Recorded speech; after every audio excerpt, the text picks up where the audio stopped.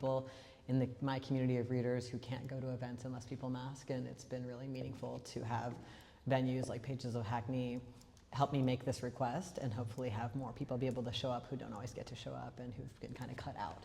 So, and I also hope it helps people realize that it's actually not that hard to put on a masked event and make more of our community be able to be present. So I'm really grateful to you all for remembering these skills that we have previously sometimes used. So I'm just going to read a bit from the conclusion, set the tone of this difficult moment we're in together, and then we'll have a conversation, and then we'll all have a conversation. Okay. Many of us turn towards self-help books with hopes of instantaneous change. Capitalism sells promises of total health, wealth, and blissful happiness. But in reality, being alive is a wild, constantly changing mix of beauty, suffering, agony, contentment, and dissatisfaction. No matter how we fight it, everything around us is impermanent. Everything we want and love will come to an end, just as our lives will. We have to approach both our relationships with other people and our own healing with a humble outlook and reasonable expectations. One question often guides me when I am stuck. What am I so afraid of being seen doing that I'm willing to limit my steps towards what I want in my life? This is the really self-helpy sounding part. If you use the methods outlined in this book, you might experience more emotional awareness. You might begin to notice the moments when you're gripped by autopilot reactions. You might hear cultural scripts like the romance myth or scarcity thinking running through your mind and find ways to resist their pull. You might be able to think, that's not me, that's not mine. You might notice when you're reacting in ways that are out of proportion to the situation. Perhaps you might connect this reaction to a fear of abandonment or engulfment and recover before you say or do something hurtful to someone you love. Or you might say those hurtful things, but be better able to apologize. You might gossip less. You might find your conflicts bring you closer to others rather than damaging your relationships with them. You might become better able to say yes, no, and maybe to other people. You might find that autopilot reactions still arise in you, but they don't determine your behavior and you recover more quickly. You might not feel as much shame about them. You might find that people or situations that used to really get under your skin just don't get you as worked up anymore. It has helped me to return to the phrase that I mentioned throughout the book, and that maybe is a 12-step phrase, not certain. Healing is a spiral staircase. I think about myself walking a circle like a clock. As I heal, I will re-encounter again and again the wounds that have shaped my life and the coping mechanisms I developed to get through rough times. Each time I re-encounter them, rather than being ashamed to still be affected or disappointed that I'm not fixed yet, I try to cultivate acceptance. This is the hand I was dealt. And everything in my life, all that is beautiful and all that is rough, all that is shared and all that is lonely, stems from this same hand. My task is to cultivate discernment and clarity about these conditions so that I can act with compassion and intention rather than being blown around by the cultural forces that want to shape me and a past I can't change. I can be grateful for the coping mechanisms I came up with as a kid and also decide to update how I react to the world around me, to develop habits and foster choices that get me more of what I want and better align with my current values and beliefs. I also have to remember that I'm not something to be improved. There is no fixing, even as I seek to cultivate new skills and capacities. Life is not going to get easier in the years to come. The crises we are facing are real and worsening. Most of us are in some denial about this because it's overwhelming. Reports of global heating, mass extinctions, sea level rise, extreme weather, failing crops, ocean acidification, zoonotic diseases, deforestation, and melting ice sheets have become more dire than scientists had predicted even just a few years ago. The industrial consumer society that created this crisis has already caused such irreversible damage to the planet that our lives will certainly be irrevocably altered. Many people are already acutely affected. Even if all the governments in the world stopped pandering to the interests of the rich, and even if all industries immediately stopped polluting, neither of which is happening, the damage already inflicted is irreversibly changing the planet. We can and should try to reduce any harm possible But we also have to face the reality that our lives are getting harder and are going to get much harder. It's all so bad, and it's about to get so much worse. And even those of us who understand or try to understand the degree to which the ecological crisis is already killing and displacing tens of millions of people, let alone other species, annually, are mostly missing the scale of the impending global collapse. And even as this previously preventable collapse unfolds, we continue to be misled about how dire things are. We've been led to believe that governments and experts will fix this.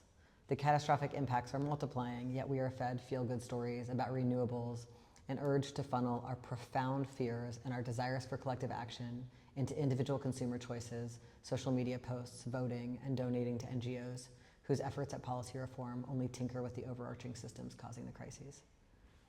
This is the reality of our situation, and in the times to come, we're going to need each other more than ever. It's already so apparent. I'm sure you feel it. As I work to let this incomprehensible and heartbreaking truth into my life, I'm filled with anger and grief. But hand in hand with that grief is an even deeper appreciation for the beauty of the living planet and the bold resistance and care that people demonstrate every day in the face of these conditions. I'm inspired to further divest from the systems of greed that have created this mess and to shake off all the bad ideas and habits they've implanted in my psyche. I ask myself, how do I want to be in these times? Again and again, the answer I come to is that I want to face up to these tragedies with an open and loving heart. I want to be part of collective efforts to care for others and stop as much destruction as possible. I want to appreciate every remaining moment of my life, even knowing that much is out of my control. I want to live according to my principles and priorities, not wasting time on nonsense I've been told is important. I want to be deeply connected to the people that I love.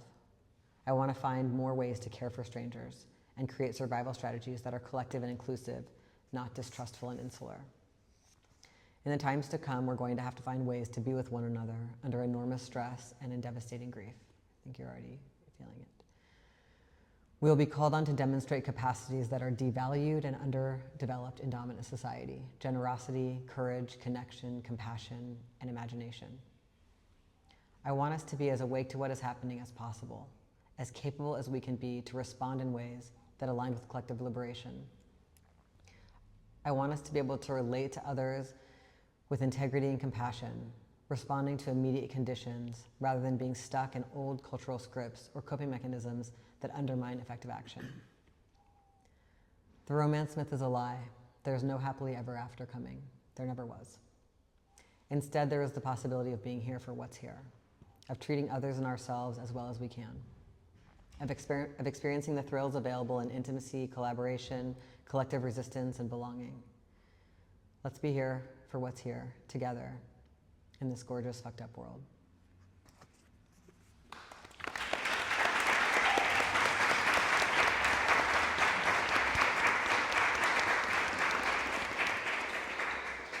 Thank you, Dean.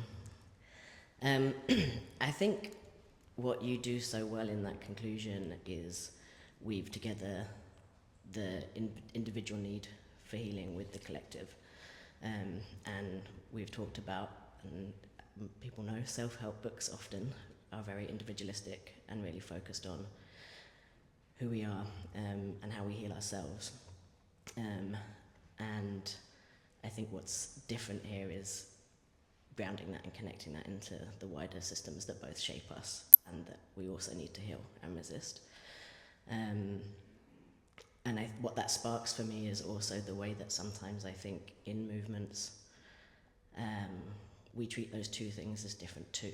And so even in this moment, while we have governments and political forces obsessed with literal borders, we also have governments and political forces obsessed with the borders of our body and separating us through those borders. And in movements, we don't often pause to make those connections and connect the individual to the collective in those ways. And that breaks us down. And it breaks movements down, and it's designed to break movements down. So I'm curious on your thoughts as we face these moments and these intersecting crises, and we need each other more than ever. And as somebody who spent 20 years in movements, supporting groups and inter-movement groups through conflict, I think sometimes it feels like it's getting harder than ever to bring people together and build those connections in a moment when we need them, and we need to be as powerful as ever. And what your thoughts are on that and how we navigate connecting those pieces. Mm-hmm. Yeah, that's really what drove me to write this book, is the level of conflict in our movement groups, the difficulty people have sticking together. So many people are driven to start stuff and to join others, and then there's so much isolation in contemporary society. So for a lot of people, even just making that move to go join with others is can feel impossible. So our movements have to be wildly welcoming and seductive, and we are not. We're quite grumpy and full of resentments and judgmental of you before you got here, and so that's all really hard, and all coming from very legitimate woundings and belonging issues and all the cumulative hurts we've experienced if we've been out here trying for liberation in these contexts. And then when we get together, I think the typical pattern I see, I spent a lot of time just similar to you, working with groups that are trying to do stuff together, and people get together and they're like, fuck yeah, we've got to get this done. And maybe for 6 months or a year or 2 years, they're really focused on the external thing they're getting done. And eventually, because they haven't set things up together to operate in some way that's different than all the cultural norms, they start to fall apart. Then they reach out to people like you and me, and then we try to figure out how could we make decisions together? How could we deal with some of the power dynamics? How could we give each other direct feedback instead of talking shit behind each other's backs or blowing up at each other? All these very basic things. And part of why, and I also have spent really my entire life reading the self-help literature. The first books I ever read as a child were self-help books that were all, just what you're saying, very individualizing, taking our problems out of the context of white supremacy and patriarchy and all the things that actually produce our individual pain in these patterns between us. And I need those tools very badly.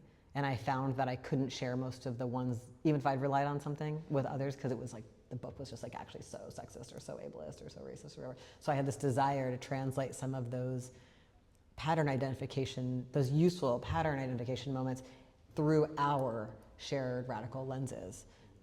The pattern is there because of patriarchy and capitalism and colonialism and whatever. And so that's part of what I was hoping to do, is to make, I also think there's just we're really good at being identifying the pattern in others, you're doing toxic masculinity or you're doing what, we're good at that, but we're not very good at, it's not labeled that inside, so we're not very good at being what happens when I'm scared?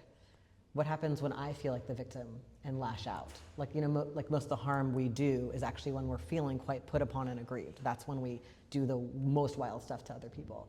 But that's exactly when we don't stop and be hey friend, can you talk this through with me before I press send on this email? Will you help me make sure I'm not hurting people? We don't do that very well. So this book is a lot about that potential millimeter of space we could have when we're having a very strong reaction, to get support around how does the thing I want to do right now align with my values? Should I post about Connor on Instagram and tell everybody how terrible Connor is, or should I talk, already tried it? These things that people do a lot that are actually quite unsatisfying, what do I do when I'm having a strong feeling is there any way to build in enough emotional awareness to then seek out actions that are going to be more satisfying and less disorganizing and harmful to our movements? Because right now I feel like we're literally in a shambles. My experience is that, I don't know if people would say this is true here, but in the US, my anecdotal assessment of our movements is that people join, do one thing in organizing, have a really difficult experience with unresolved conflict, identify as burnout, and leave. And they may stay political people in what they read and what they say, but they don't do organizing anymore. That's the average life of an organizer. And we can't afford that. We need everyone to join and stay. It is so bad out here. There's so much to do together to stop our opponents. And so that is a lot of what I'm trying to, I wanted to make the book really skimmable, really you could take a screenshot of just one page and send it to your friend. Nobody has to read the book. We're doing the podcast, trying to just make this just a little, we are so good at the skill set of identifying how other people are bad and using political terms about it, but we're so bad at the social emotional skills and like telling our friend that they kind of hurt our feelings and like, actually I'd love it if you would do the dishes more often or whatever, like that stuff, or having a breakup and not having to have everyone in the group, you know, get on our side, all these things. So that is kind of how I got here. Yeah, and I think often as well, we don't really get to those conversations until it's really big and really bad, and then it's like, and I noticed you didn't use this word, this phrase in the book, but then it's like, oh, we need to get the transformative justice process out, right? And then it's this whole big thing, and what I think the book advocates for is actually just microdosing transformative justice in a way that is like based in self-compassion for ourselves and each other, and asks us to practice that on the regular. Thanks. Okay, so I wanted to, well, first I knew we were going to start by talking about movements, and I want to make sure also to bring some of the things that get overlooked or almost dismissed as unimportant when we do so much focus with movement and how to come together and organizing, because something I saw in two different areas of my life. One was with the gay marriage movement that seemed to erode in a lot of ways queer culture in the US, differently in other places, but in the US. And then also in the sex workers' rights movement, where particularly framing sex work in terms of labor movement and labor rights ended up in a lot of ways cutting out the picture of what was happening in those workspaces, which was performing sex, and all the things that I learned from performing sex in those spaces, about sex, about desire, about relations, about relationality, and about individuality.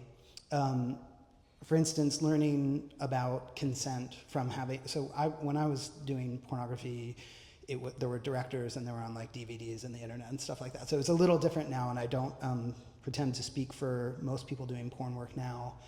But when I was doing that, there would be a director, there'd be camera people, and they would tell you what sex acts to perform. So the consent was handed over to third parties. And so I learned a lot about what that meant for boundaries and where I could erode my own boundaries and also offer my own boundaries up to others. And also I didn't get to choose who I was filming with, so it wasn't about attraction when I was entering, it wasn't about immediate physical attraction. Often I was attracted to the people that I did scenes with, but that is not the sort of norm that we view when we're thinking about consent. Also, all the things I learned about the difference between desire and arousal, like sometimes my body would be aroused, but I wouldn't be experiencing desire in the scene.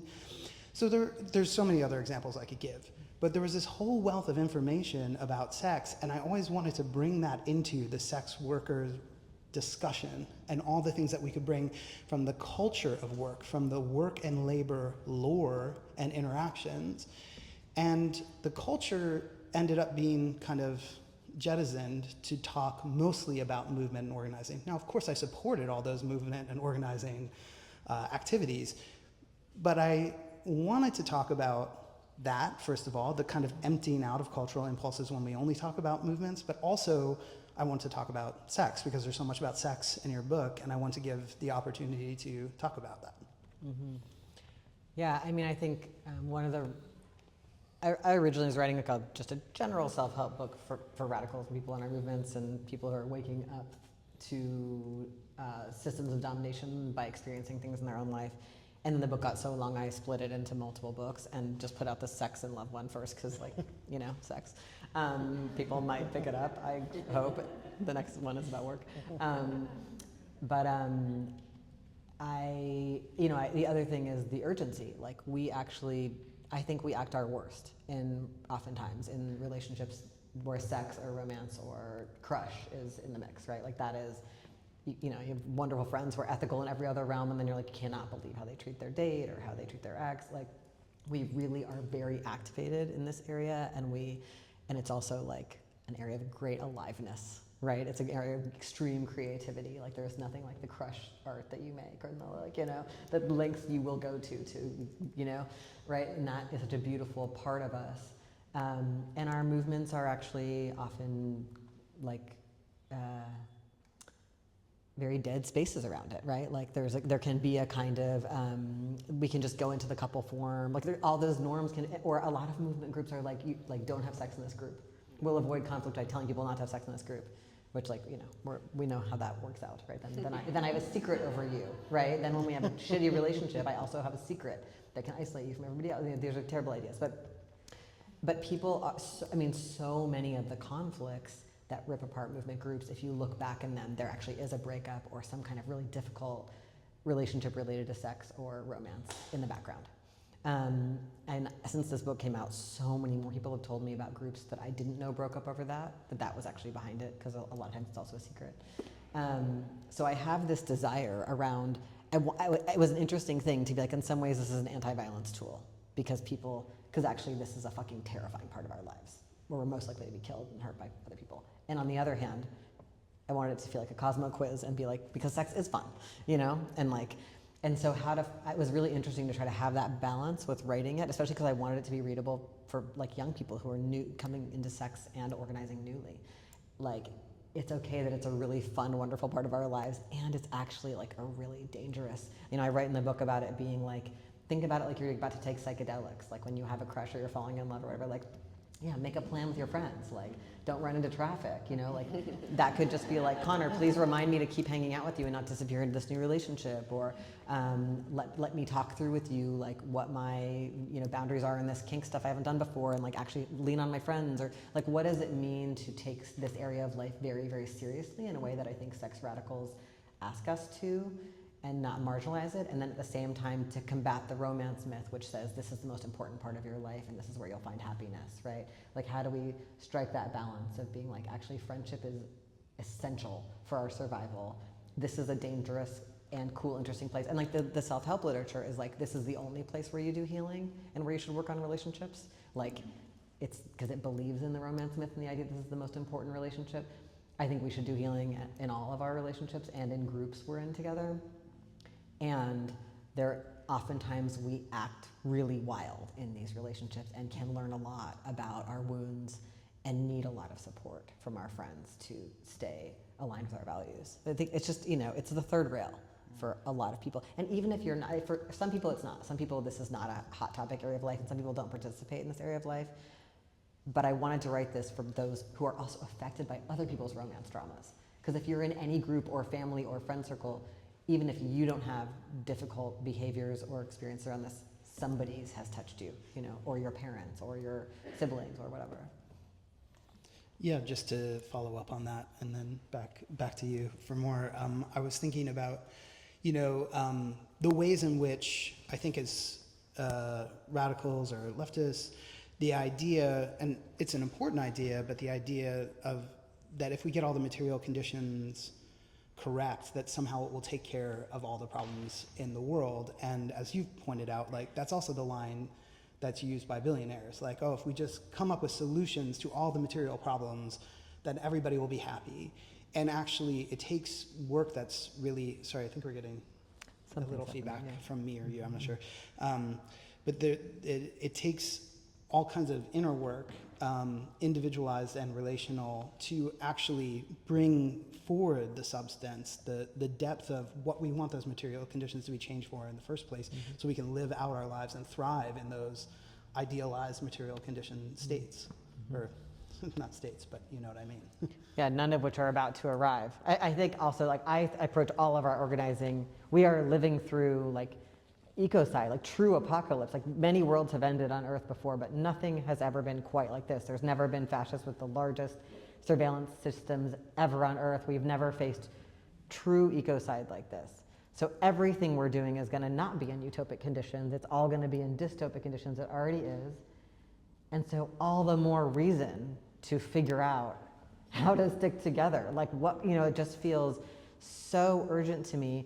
And this relates to Nim's first point. like how to come down from that intense understanding to be like, and so therefore it matters that I say, hey, Nim, when you were late to the meeting, it had this impact on me. Like it actually is connected. My ability to like, or to be like, you know, I want to hang out, but I don't want to hug, or like whatever, to all the yeses and nos and all the, how hard that is, and to admit how far we are from consensual relationships and be not judging ourselves and each other for that, but like just kind of take it seriously and also normalize it. Like there's nothing wrong with us, that we're all really having a hard time and wounded. Can we have some patience? A lot of what I feel like I wonder if this is true for you to do, what I end up doing in groups is just being like, oh, the conflict pattern you guys are having, everyone's having it. And everyone kind of relax, oh fuck, yeah, it's really hard to do this work. Nobody in this group is bad. You don't have to figure out who's bad. It's not, you know, because we're all full of shame and blame. It's just like, oh yeah, it's really hard to do this work under these conditions. It's going to keep being hard. We're going to keep doing it imperfectly. Does that give us any space to like be patient with each other? Yeah, it's the beautiful mess, and we're scared of it. And I think there's like a lot of the work that I do, I think, is like, how do we embrace the mess and not run away from it, but actually accept that as the reality of humans in a room together, whether they're organizing or having sex. Both things are very messy sometimes. And that's the joy of them, actually, right? Like, if we can navigate those things together well. And on the note of sex, I think there's like, I've got a real another curiosity on your thoughts. Like, I feel like often in like queer and trans community and in space, we have this, you talk about the pendulum a lot in a book.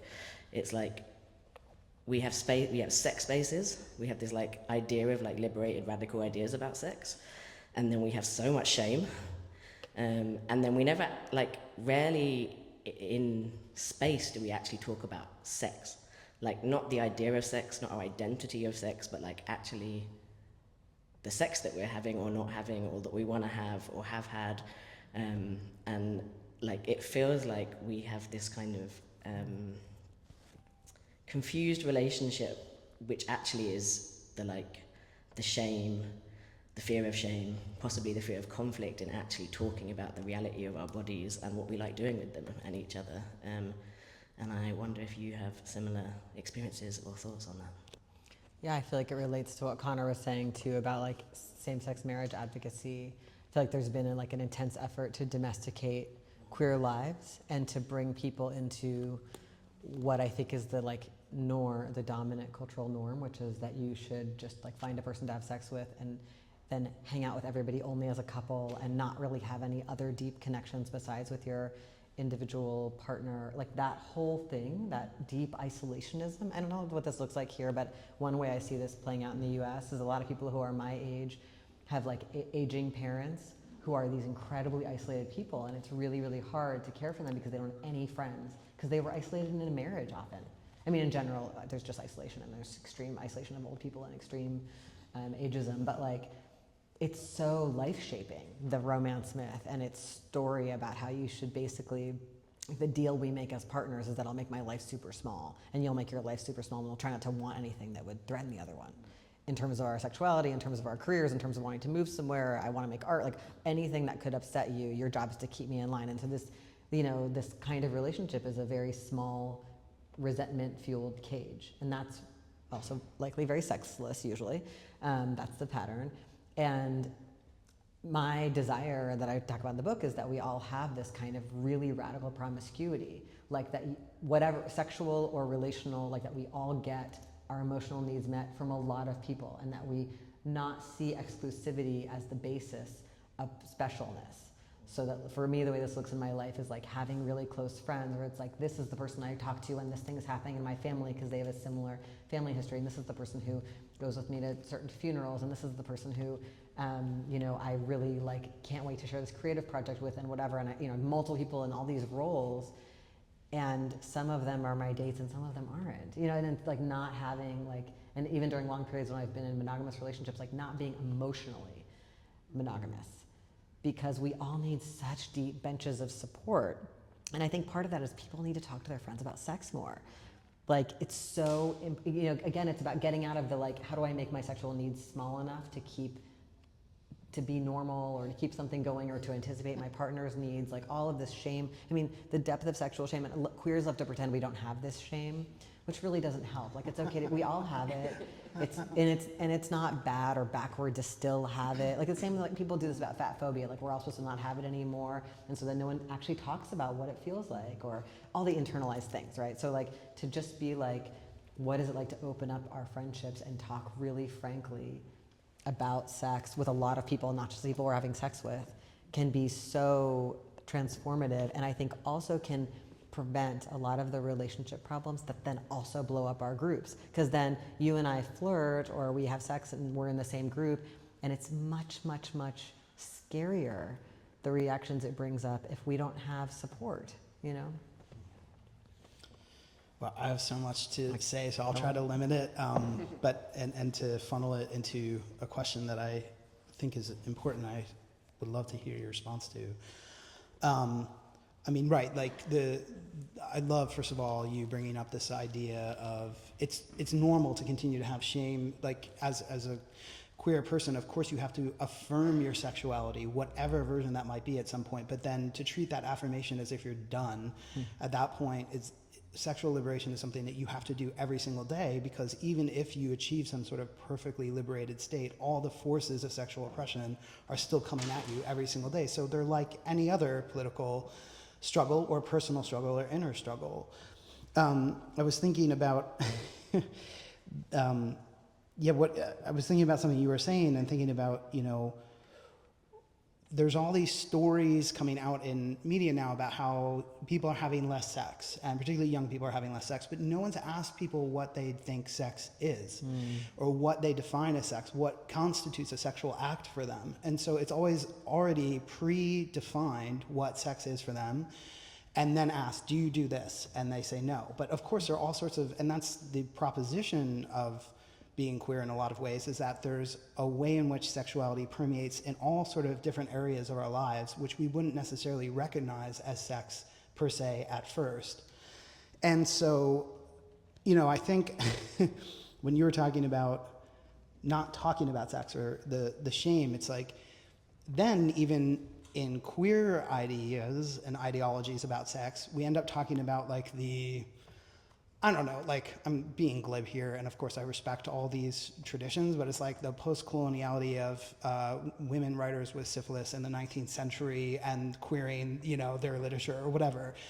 But actually, it ends up draining a lot of the sexual life out of what you want to talk about when you say sex. And to speak about sex, in some ways, you have to talk in pornography in a way. You actually have to bring out the way of speaking that relates to something that it brings the desire through. So this is leading to a question, I promise. So I was thinking about the ways in which we cover up our desires in so many different ways, some of them highly theoretical, some of them without asking the right question, but a lot of ways that allow us to keep the secret. And the feminist sex workers' rights liberationists, Amber Hollibaugh said, wherever you have a secret, that is where you're vulnerable. And of course, I think that's, it's okay to have secrets, it's okay to be vulnerable, but she was talking about where you can be attacked and where you can lose your way. So my question after all of that is to say, when do you think you realize, or others can realize, or what kind of signals to unrepress, to open up the secret and to speak? Because there are all different levels of secrets, all different levels of keeping quiet. When do we know when to speak up the secret that we've held? God, I love this wildly open question. What it makes me think about is like the drives that are unacceptable in us. Like, for the podcast I interviewed Adrienne Marie Brown, and she talked about how she feels like she's gotten to a place in her life where she doesn't have this drive to possess people, and like she doesn't want to be in these possession-based relationships. And I was like, wow, not me. You know what I mean? I was like, I hope no one listening to this podcast thinks it's bad if you still have that drive. If you ever feel jealous, if you ever want to control others, if you ever want to be controlled, if you ever want to submit, if you ever, right? Like, and so what is really interesting to me, and I mean, I love, Adrienne lives on like different level of development in so many ways than me, and it's so beautiful to talk to her for that reason. She's really brilliant. I feel like I'm down here, like, just being a total shame monster, trying to identify things that I think are unacceptable about me, like what is the place where the secret is, and be like, oh, actually that's a really interesting site of healing, and what would it be like to decide that whatever is there is acceptable. And some of what this looks like, I think, in the day-to-day in our lives is to be like, the basic move is like, there's nothing wrong with anything you feel. And then you still get to choose action. So there's like nothing wrong with feeling a lot of jealousy, but it's not okay to like try to get into my date's phone and look at their messages, you know? There's nothing wrong with feeling professional jealousy about someone else getting, you know, attention, but there's something wrong with speaking poorly of someone in my community who's done something beautiful. You know, like, right, like figuring out the difference between having those drives. And then I think the next level of it is, how can we play with that? And I that's why I'm so interested. I didn't write a lot about kink in this book, but I've thought a lot about this. It actually goes back to something you said at the beginning, Nim, the way that people in our communities often don't deal in the day-to-day with conflict, and then the big blow-up happens, and then they're like, let's call a facilitator, aka mommy or daddy. And there's like this kind of turn to external authority. So we live in an authoritarian society, right? That's like teacher, cop, mom, dad, whatever. And we're like, I want someone to come in here and tell everybody that I'm right and the other person's wrong. You know, and these drives are really hard, and this is very, very bad for our communities. I think it's fine to have outside facilitators, but we need a lot more of like bringing the authority inside. Something I think about a lot is like, where can we identify those moments where we're turning towards external authority, and how do we become empowered together and in ourselves to believe that we can take care of each other and ourselves? It's like a fundamental question of our society as people dominated by these horrifying authoritarian governments. And then I'm also really interested in how we can play, like if we're taught to either dominate other people and like force them to do what we want and not wait for their consent, or submit to people at all of our jobs and school and parents, and we spend our lives doing this in coercive systems. How can we play with those drives in interesting ways? And some of that's sexual. Obviously, you can do that in kink, but I had this experience not that long ago. And, you know, I became friends with this person who's incredibly glamorous and brilliant. And they came to my house, and we went through my clothes, and they just told me everything they wanted me to throw away, and they like cut various pieces of my clothes. And I just completely submitted to this person. We're not in a sexual relationship, but it was like the best like older sister domination vibe. And I was like, and I just was like in their hands. Do you know what I mean?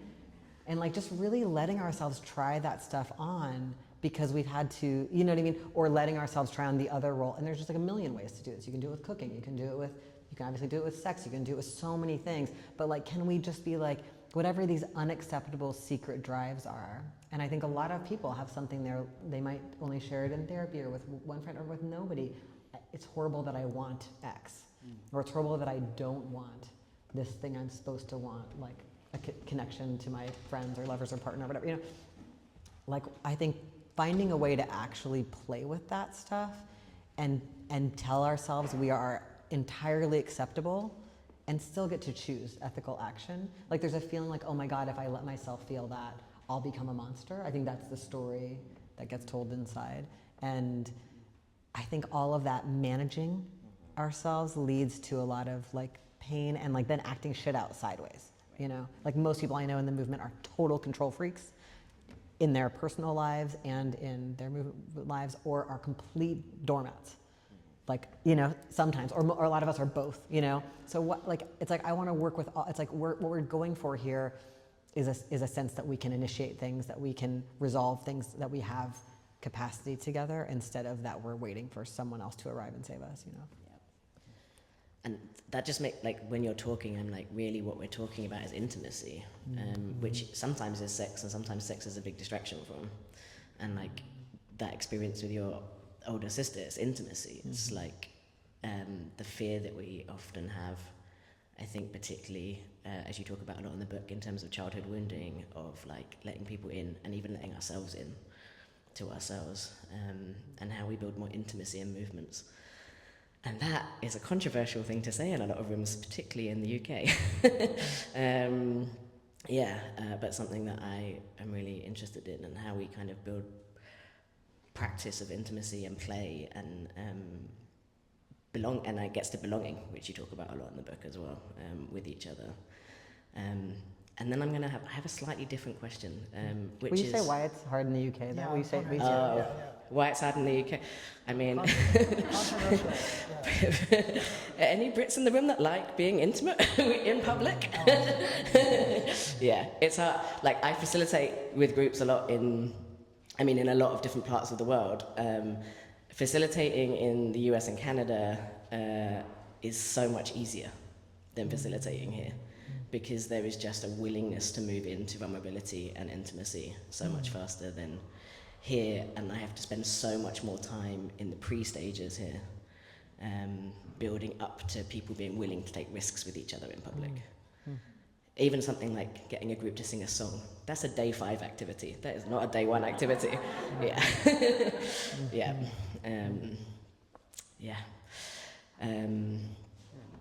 Yeah, does that answer the question? Yeah.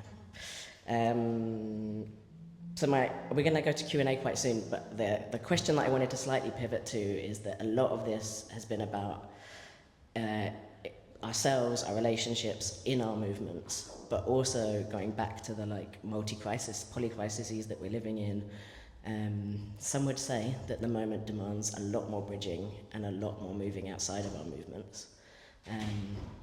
And that takes even more of this work. It takes even more grounding in who we are individually, but also who we are collectively, to be able to go out and bridge with people who might have views or might be susceptible to views and positions and questions that harm us or that we think are not good. You don't get in the book, it doesn't go that far, but I am curious what your reflections are on, like, what do we need to do to get to the point where we actually reach people, not just in our movements, but actually start growing our movements? Yeah, to me, the skill sets that we need to be with people who are different from us, which is everybody, you know, like one of the normal things that happens in groups is we all get together and we're like, oh my God, we're all the people who have this identity or care about this, and then we're disappointed to find out that we're all so different, right? Because every group has intra-group difference. And there's a couple things that happen there. One is not being able to tolerate imperfection in ourselves and others, not being able to like give the feedback, like, I'm so excited we're in this group together, but actually I think maybe you don't know this thing about my experience and how that word lands, or why this, you know, like not being able to like handle it when that friction comes up, or like totally becoming a victim when that happens. Like, oh my God, I'm the victim here. I'm the only one who doesn't belong. And a lot of us have had a lot of experiences of not belonging. And we bring that lens. So we get to the group and then we look for that story and find it, because it's always there, because there is intragroup difference. So to me, a lot of the skills that this book is about that would let us welcome new people and be together even though we're different, and then have to give and receive feedback and learn new solidarities across the things we each know from our own experiences, are these skills that like sometimes are called, I think this can be hard for some people, the idea of self-generated safety. The idea that like safety isn't gonna come because the group is already perfect. Like, I have to bring some of my own safety by being someone who knows to say no, who can feel if something doesn't feel right, who can speak up for myself, who can say something even if I'm afraid I might be the only one here who believes it, who can listen when others are saying that I've had an impact on them that doesn't work well, who can tolerate not having been perfect and others not being perfect. Like these things, like these skills are what makes it possible to then figure out, okay, I'm an abolitionist, you're not sure, you just don't like this current jail, how much does our road lie together? Could we work together for a while? Or like, actually, you're a Zionist and it's not gonna work for me. And you know, those are such hard, or actually, can I organize you? Are you someone who's considering anti-Zionism? Or like, you know, like those are hard, like that's a constant question in our movements. Like, am I butting my head up against this wall trying to change this group I'm in, or this person, or this institution? Or is it actually like there's organizing room here and I'm gonna stick with it and keep talking to you and keep putting pressure, and what kinds of pressure are gonna work? All of that requires me to feel myself and assess, like, how was that interaction, and is the reaction I'm having based on how you really are, or something that happened to me when I was 10 or 5? Like there's so many, so to me, like this skill set in here is the basic emotional awareness. Am I being reactive? What do I do when I'm freaking out? What do I do when someone else is freaking out? That's what makes it possible to keep building out, you know. Okay, so I want to say a million things to that, but in respect to the fact that there are probably people out here who want to say a million things to the million things, would love if you asked your questions. And we don't have a mic to go around, so we'll just repeat the question. But what's that? Let's take 3 at a time. 3 at a time. You know how to do this better than I do. I don't know why I took the mic. You do it. Great. Yeah. So we'll take 3 at a time, and then we'll repeat them back on the mic, because this fluffy thing is recording this, and we won't be able to hear you because we don't have a roving mic. Right. So yeah, any questions? Thoughts or feelings?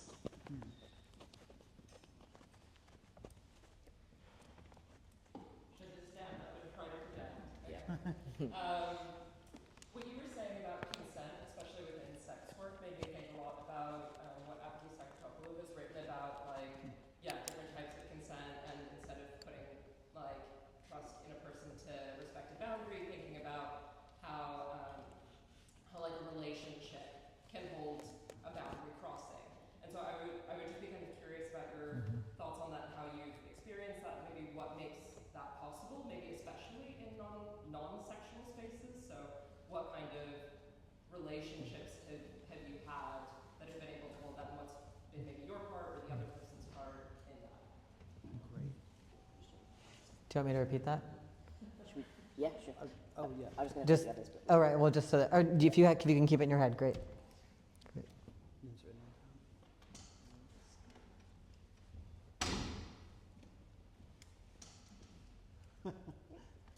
Hi.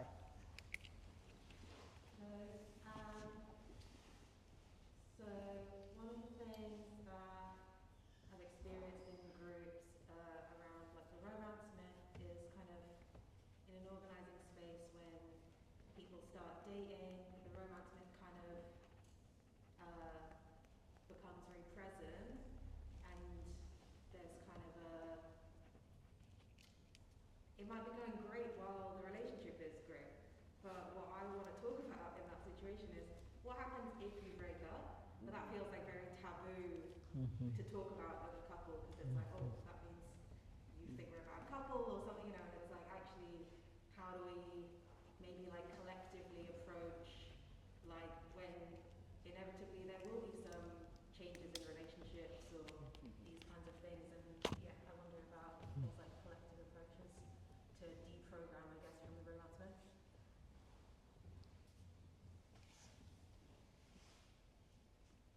one last question.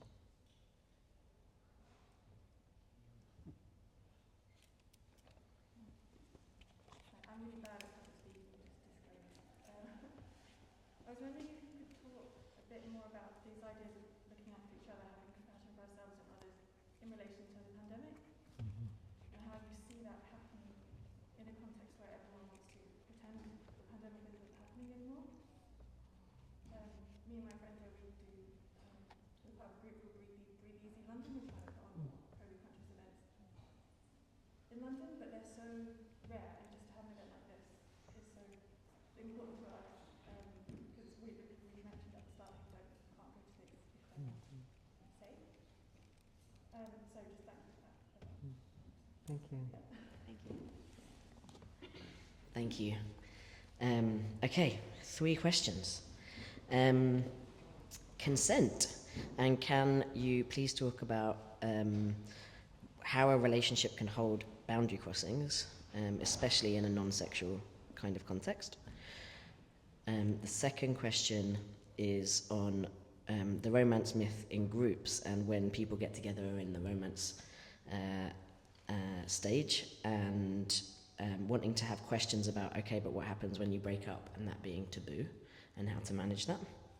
And the third question is about the pandemic and people acting as if we are in a post-pandemic, and appreciating the COVID precautions for this event, and talking a bit about that. Do you want to dive in first? Yeah. Yeah, can I? Go ahead, please, can Just to respond to that first question about consent and why relationships can provide containers where it feels okay to sort of move around what you think your boundaries are. I mean, one of the things I think relationships do is they do break us down in a lot of ways, in a lot of really productive and wonderful ways. And one of them is which you can begin to actually disidentify with the things you thought you knew. I mean, one of the things about sexuality, I think, is people treat it as if they're totally certain and yet also completely fragile at the same time. And those two things don't really go together. And when you're with someone who can break open your heart and can relate to you in a way in which you can begin to loosen, if not shatter or cut, the identifications with who you are because you're seeing yourself transform with the other person, well, that fluidity in your identity and what you allow and what you're available for starts to change anyway. So I think that can naturally move into the sexual space. Now, you brought up a great book, which is Sexuality Beyond Consent by Api Sekitapoulou. I think I'm saying her name right. And that's a great exploration of all of that, because basically she's saying, you know, we have to talk in a way that recognizes that the burden can't be that we know what we want all the time, and that can't actually be the marker of what we say all the time about who we are, that we know what we want and we're going to get what we want. And in fact, there's so many more complex things going on. I'm really, really simplifying the premise of that wonderful book, but everybody can read that book if they want. Yeah. Yeah, I'm so glad you're bringing this up too. And I love that book. Oh God, the mask, the glasses. Because exactly that. Our lives, we're not transparent to ourselves. You know, we have so much going on unconsciously, and this feels very taboo to talk about in our movements. I notice, like, a lot of people are like, sure, we need better relationship skills, but don't make me talk about my childhood. Like, and nobody has to talk about anything they don't want to. But I do find that, like, in order to actually try to practice accountability with others, I have to know there's some stuff I'm doing that I don't know I'm doing until it lands on somebody else, and they're like, that didn't feel good. And then we have to work it out. Neither of us are seeing it clearly, especially because we're both activated. So it's like, it's not like, oh, now you've got to read on me perfectly. This is very nuanced stuff. And we're doing it all the time with very intimate people where we're kind of maybe more expect to, but also with just kind of like everybody in the group. We're just all landing on each other and reacting and landing. And so, like, trying to be real about how, like, the model of consent a lot of people have in their minds is this total transparency. It's kind of what, like, sex apps are based on. Like, I'm going to be able to make a list of everything I want, and I already know all that. I'm like, I fucking hope I get surprised. You know what I mean? Like, I hope I haven't found out everything I like yet, right? And every type of person I like yet that I could, you know what I mean? No, hopefully we all are astounded by other people in very cool ways. And so trying to, and a lot of what's really interesting about sex is something that's at our edge. And same with organizing. Like, the moment where you do something that's actually kind of scary, and that maybe you find out you can do it, or you find out you can't, but it doesn't have to be traumatic to find out that it doesn't work for you. And that relates to the container, and like, what were the safety practices in the group, and did I have people to talk to about what I didn't like about it, and could I find out how to make sure it didn't happen again? Like, that's a much more nuanced conversation than just like, I'm supposed to already know how to say what I want and how to say yes or no to everyone. I really appreciate that question. I'll briefly just say a couple things about the other two. There's a part in the book where I talk about how I went to a Jewish wedding where the people who are being married, like, you know, write their own ketubah, the like wedding contract, and the people at this wedding chose to say in front of all of their gathered loved ones, this is how we want to treat each other when we break up. Just so not romantic at a wedding. And I was like, yes, and so I've been trying to think a lot about, I love what you said, made me think, like, what if we just said that to each other, whoever we know that's falling in love, like, so yeah, how do you think you want to act when you guys break up, you know? And what if all lovers talked about that with each other, even early on, but especially when we're like, if we go into a dizzying phase, or if we just choose to fuck, and we're in the same group, and we're just kind of like, how do we want to play this out later? Or like, if people ask us about this, how do we want to deal with, you know, instead of just assuming things. Like, you start posting about me on your Instagram, and I'm like, oh, I wasn't ready to tell everybody, but all this stuff that happens. One thing I've been thinking about a lot with groups that I work with is, you know how, like, if you're in, like, sometimes spiritual groups or recovery groups, there's like litanies you say at the beginning and end of every meeting. Could we have some more of those that are things like, we're all imperfect people doing imperfect work, we're learning, we commit to direct feedback and trying not to talk behind each other's backs if we can say things directly, and we believe in repair and apology, and just like, certainly I think we should all have like 20-minute feedback trainings every few meetings and with newbies, and having, instead of trying to ban people from dating in our groups, which people often ask me, should we ban people from dating in our groups since our group keeps falling apart every time people break up? That's not possible, but could we be like, oh, what does it look like to try to act somewhat ethically while we all hopefully find a lot of friends and lovers in this group, wherever, because we all desperately need each other. Like, is there any, to do skill building instead of just clean up mess? I recently met with somebody who's maybe my age, has been in amazing movement groups for years and years and years. And she was just like, I'm just so tired. None of them ask our permission before they start fucking, but then they all want the entire group to come to a screeching halt when they break up. And I was like, I get you. Unfortunately, it cannot be prevented, but like, I could see her exhaustion. And the last thing I'll say is, I really appreciate the group that you all are doing in Breathe Easy London. That's like really incredible. And I have just encountered so many people on this book tour who are just like, I'm so frustrated that people in our movements gesture at disability justice and won't do a single thing about COVID and instead listen to like what governments and corporations tell them to do. And it is so outrageous.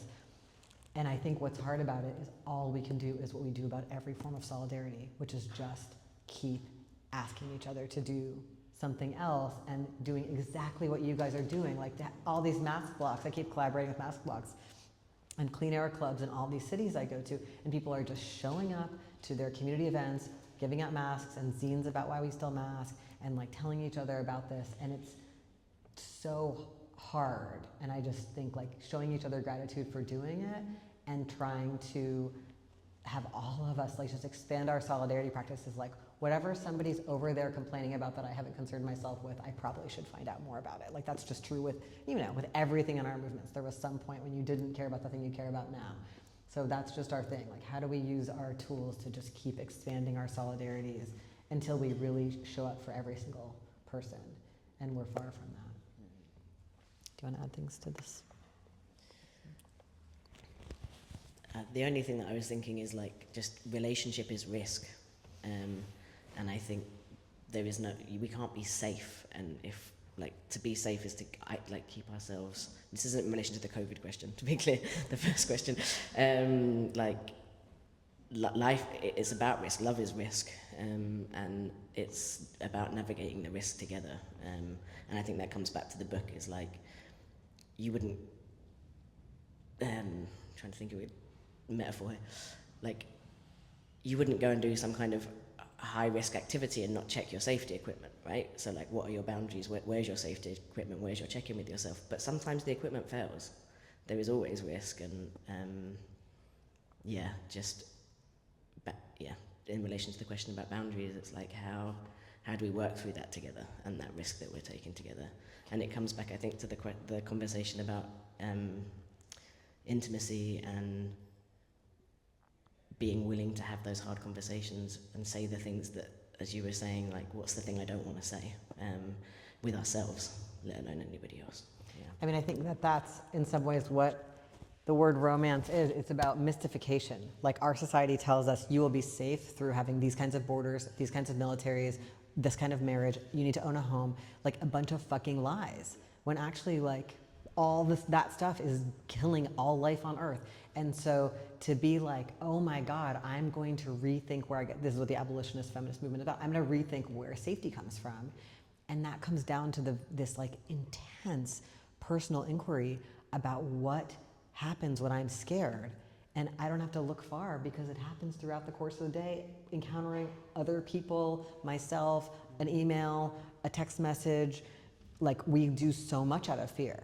And so to ask the question of safety and then also be willing to do the interpersonal work about living with our fear, and then intimacy, like I'm afraid, I'm gonna let you know, and I'm gonna ask things, and I'm gonna hear your requests, and I'm gonna accept you when you say no to me. And what's that like? And I'm gonna, like all of that, it's like inextricably tied to like ending war. There's no, yeah. Questions? Yeah. More questions, yeah. No? You sure? Any more questions? Oh, more hands, great. We've got two at the back. Let's start with you. What do you do with people that you love that you fundamentally disagree with beyond avoiding the topic?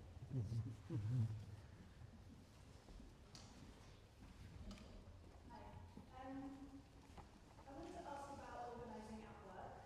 Mm. Either sort of organising at work or organising, workplace, being a place where you're doing activities or something. Because I feel like a lot of professional relationships, it's like this kind of sanctioned repression, and it's really difficult to build intimacy in those kinds of situations, and that feels like it puts an extra barrier on all the stuff that you can say. And I'm just wondering if you have any insights. Thank you. One more? I was wondering if you could talk about, like in all of this, like teaching and like healing, there's always like a certain sense where the teaching and healing can be weaponized. And I was wondering if you could talk about what to do in that circumstance.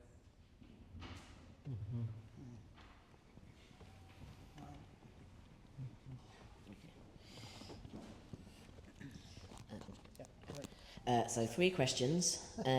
What do you do with people who you love and disagree with fundamentally that isn't just avoiding the issues?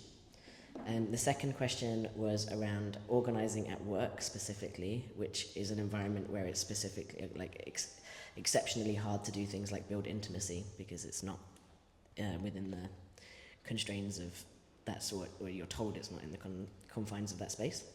And the third one was around the weaponization of healing, and how do we, I think I got this right, how do we do the healing work and be cautious of the weaponization of that work between ourselves? Yes. Yeah, thanks.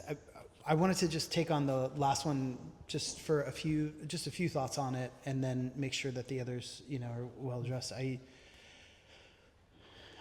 The first thing that came to mind for me is in the U.S. right now, the sort of idolization of conservative influencer debate culture, which is related directly to a specific person and a specific group of people.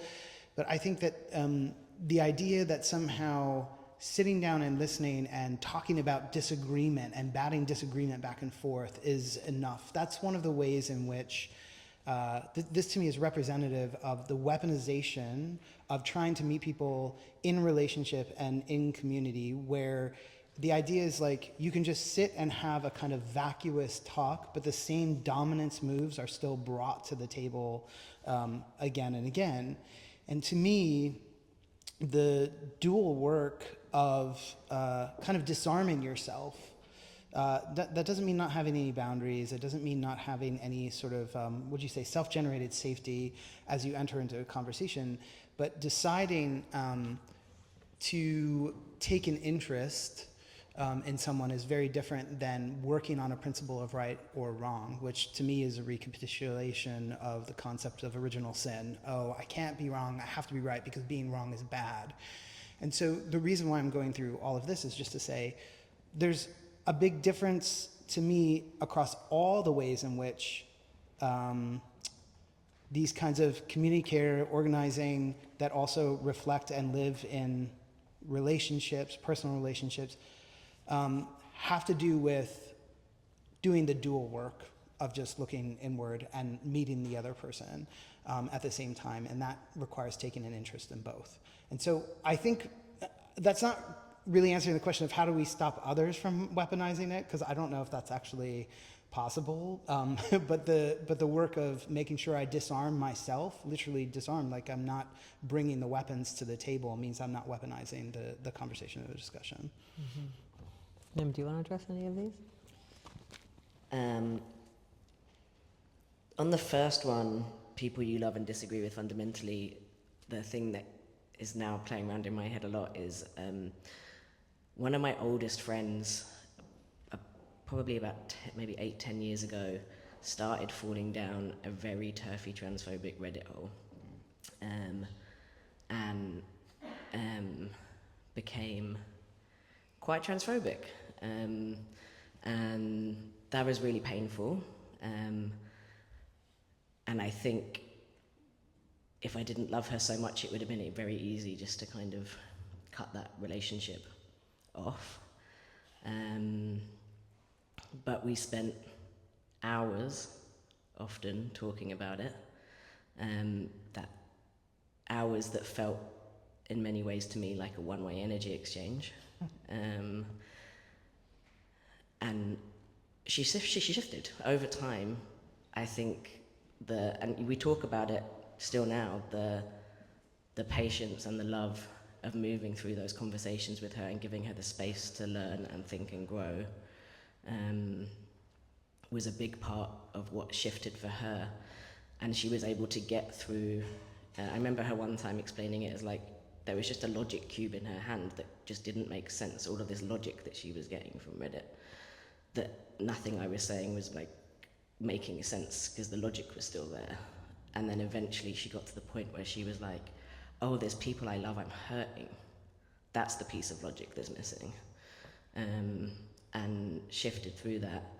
And I think some of that process was also me telling her that she was hurting me. It wasn't like, yes, it felt like a one-way energy exchange at times, but it was also honesty of like, this really hurts me, this takes a lot from me, this is damaging our relationship. And also loving her and having patience through it. And I'm not saying that everybody should or can or should have to do that. But she then also helped take care of me. She came and moved into my house after top surgery for 2 weeks. And is still one of my oldest friends and just helped me organize my 40th birthday party. And so I think remembering, I think more and more, even more with social media, we live in an age where it's very easy that we start just putting up walls between us, even with people that we love. And if you have the love and the energy to like create the space and understand that somebody has some learning to do, and that unfortunately some of that learning is through your existence, that's what that brought up for me. But yeah, that's not an easy answer, and it's not something that I think everybody can or should do either. Yeah, it feels to me like that's often about knowing we're in choice.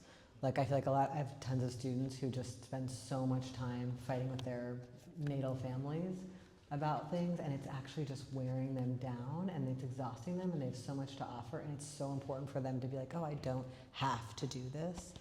I can decide what does that mean? I'm gonna have a shorter visit home, or I'm not gonna visit home, or like people have different ways they manage things. But even just like, if you don't know that you're allowed to say no, you know, because sometimes people we love means people we think we can't say no to, and like, I think it's really important to say you don't owe anything special to people just because you were born in the same family as them. Like, and then deciding if you want to choose to do it.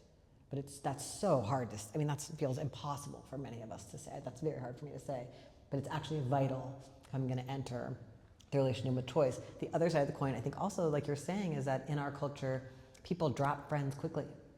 It's like, even if there's a little rub, I just stop talking to you. A friendship is very devalued. So are there moments like the one you took where it is worth it to be uncomfortable?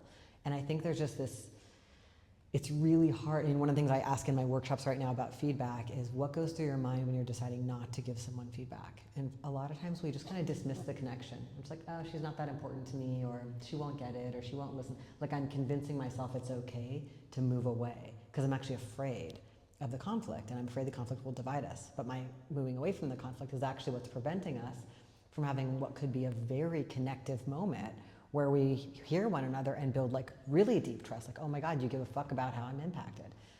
Even just about you being late to the meeting or whatever, any small thing.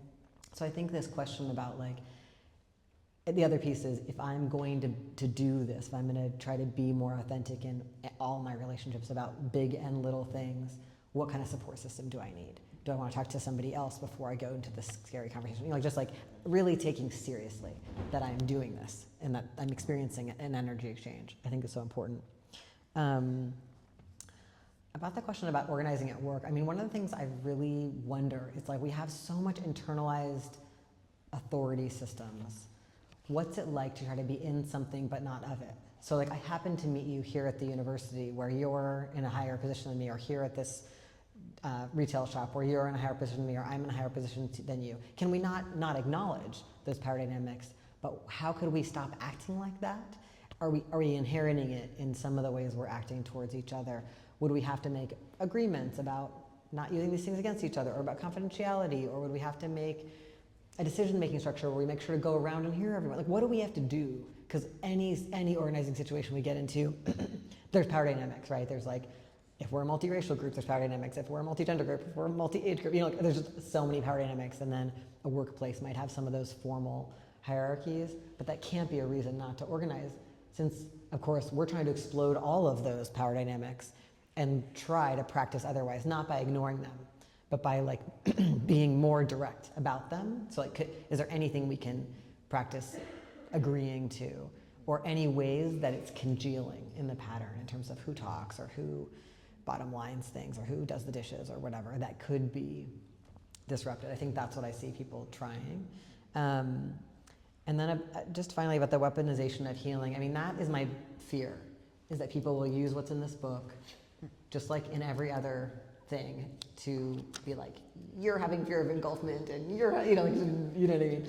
And I write in the book, please don't weaponize this against one another, like as if that will help. But I think the real point of this is like, and especially right now when there's like the memification of like a bunch of psychological terms, and I don't know, like everyone's calling each other a narcissist and like using these like really violent psychiatric diagnostic labels about other people and the movements and the relationships. Let's not, you know? Start with me.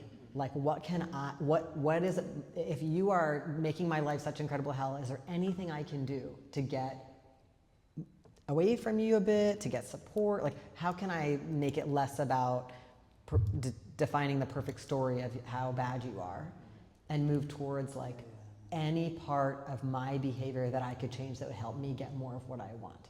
What's getting me stuck here? And it's not about victim blaming. It's just about like, that's where I have power. And that can include giving feedback to you, but telling the entire community that like you did blah, blah, blah, blah, blah, blah wrong. You know, there's just like this, there's these habits of like campaigning that are really based in trying to get authority to be on our side. And it doesn't work. It really does, it's really unsatisfying, especially the trying to get the authority of like the internet, you know? Like, instead of, I mean, just two things if I could get everyone in our community to do. One is approach the person directly first before you go on the internet and talk about them broadly, you know, or tell, you know, whatever. And just try it, you know. And the other one is like, keep other people's confidentiality. If I come to you after the meeting and I'm ranting about how mad I am at Connor and Nim, like, listen to me, care about what's happening for me, take me seriously so that I don't feel minimized and have to like go, you know, have a bigger thing elsewhere. And then don't tell everyone what I said. And maybe say, do you want to try telling them that directly? And if I start to seem like I'm about to go and disorganize our community and tell everybody how terrible they are, remind me that they're part of our community and our enemy is actually the mayor and the university president and the bombs maker and et cetera, you know? Like, help me and don't spread it. But I think when other people are upset, we get activated and then we go and don't keep their confidence. Just assume such conversations are confidential unless someone tells you they're not. This is like very basic, but we are terrible at this. And all of this, I think, would bring down some of what I hear in the question about weaponization, where we're just like going around the community telling everybody, using these highfalutin terms from self-help and psychiatry about how bad each other are. Is it time for us to? It is. And am I going to sign books back there or up here? Back there. Okay, great. If you want your book signed, I'll be back there. Thank you both so much for this conversation. It was really fun. Thank you all for being here. Thank you. Thanks, everyone.